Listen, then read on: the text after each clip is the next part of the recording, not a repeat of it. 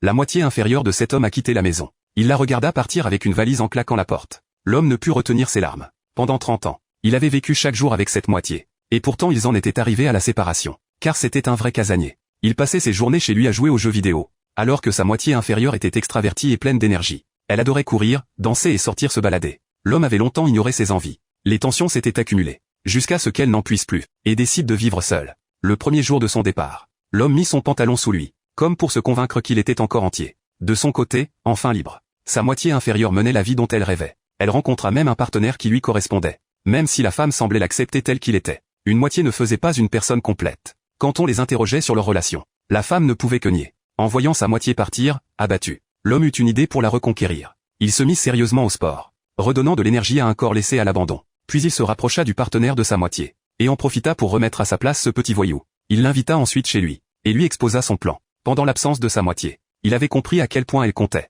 puisqu'elle avait un faible pour cette femme. Il décida de la séduire pour de faux, afin d'attirer sa moitié à la maison. L'homme et la femme devinrent inséparables. Sa moitié observait tout. La jalousie grandissait. Finalement un jour, sa moitié revint d'elle-même auprès de lui. Ils se réconcilièrent, et retrouvèrent une vie complète et paisible.